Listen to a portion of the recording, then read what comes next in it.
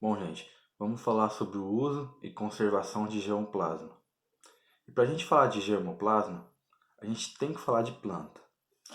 Vamos pensar da seguinte forma: a nossa população ela vem crescendo todo ano. A população mundial ela vem crescendo gradualmente todo ano. E a gente, para a gente se manter vivo, a gente precisa se alimentar. E para se alimentar, a gente precisa prover esse alimento, produzir ele. E nossa alimentação hoje, grande parte dela, ela vem oriunda de plantas ou do agronegócio em si. E para isso, a gente precisa ter uma alta produtividade. E como a população vem aumentando, a gente tem que aumentar a quantidade produtiva também. Então, a gente precisa melhorar essas plantas. De que forma? Usando o seu germoplasma para melhorar ela, para ir se readequando. Nosso mundo está em constante modificação, seja ela por efeito natural, por mudança na temperatura, na quantidade de chuva ou em qualquer outro efeito natural ou pela interferência do homem. Então, como o nosso mundo muda, as plantas também mudam e muitas dessas plantas elas vão se readequando a isso. Então a gente também precisa se readequando. De que forma? Usando o germoplasma das plantas para melhorar ela, para aumentar a sua quantidade produtiva, mas também melhorando ela da seguinte forma: melhorando ela para ter uma dependência menor do nutriente e uma maior produtividade. Vamos pensar assim: todo mundo já deve ter ouvido falar que as plantas elas vêm ganhando resistência a determinados agrotóxicos. E a gente tendo esse germoplasma, a gente consegue trabalhar ele de uma forma que essa resistência seja benéfica para maior produtividade. Outro ponto que a gente tem que falar é sobre a conservação desse germoplasma. Bom, hoje no mundo todo existem bancos de germoplasma. O que são isso? Eles são locais onde são armazenados esses genes, esse DNA, digamos assim, das plantas. De que forma? Eles são armazenados basicamente de duas formas, que são chamados como o banco base, que ele é onde ele é guardado só os genes mesmo. Em câmara fria, eles armazenam esses genes de forma que ele não se perca. E outra forma é o banco ativo. Esse banco ativo ele pode ser tanto em campo aberto ou em estufas. É onde as plantas são armazenadas. Bom, então, o campo base ele tem um tempo ou uma quantidade de tempo de armazenação maior, porque ele é armazenado no frio, na câmara fria. Então, esses genes conseguem ser armazenados por mais tempo. Já o ativo, por ser na planta viva, ela acaba sendo por menor quantidade de tempo, porque ela depende muito do ciclo da planta em si. Então vamos lá. Qual é a importância disso? Como eu falei, nosso mundo ele sofre constante modificação. Vamos pensar assim: no pior dos cenários, acontece uma catástrofe em alguma parte do mundo e a gente perde determinada planta, a gente perde um determinado material genético. Aí, se a gente perdeu esse material, a planta acaba sendo perdida. Mas, se a gente tiver essa planta ou esse material genético armazenado em um banco de dados, a gente consegue replantar ou a gente consegue trazer a planta de volta para o nosso ecossistema. Então a gente não perde. Seria como uma garantia de continuidade. Então vamos pensar de outra maneira. Outro fator que é bastante utilizado ou que tem bastante influência nesse banco de germoplasma é o intercâmbio entre países com diferentes plantas.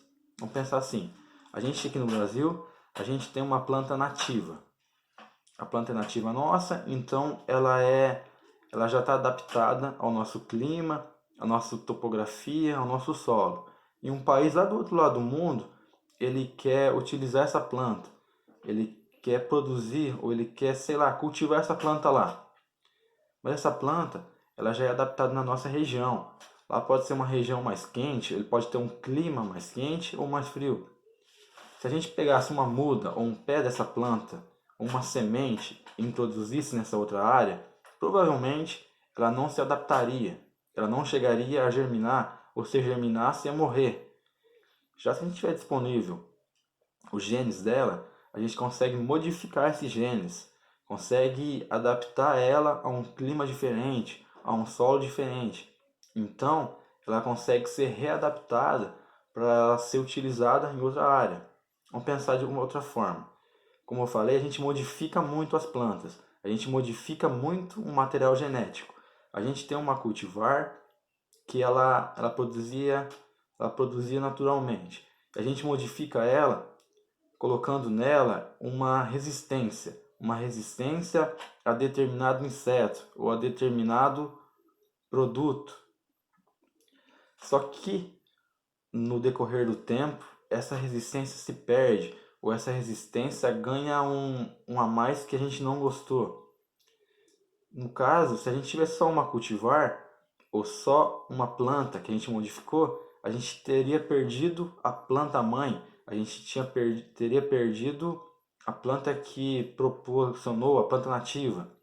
Já se a gente tiver a mesma armazenada, a gente consegue, como se fosse voltar no passado, a gente consegue ter a planta mãe, a primeira planta de volta. Então essa é uma das vantagens de a gente conservar o nosso material genético, de a gente conservar o nosso germoplasma. Outro fator bastante importante é o seguinte: vamos pensar que os nossos bancos de germoplasmas funcionam como um banco. Como a gente fala em banco, a gente já pensa em alguma coisa segura. E é basicamente isso mesmo. É um local onde as nossas plantas estão seguras.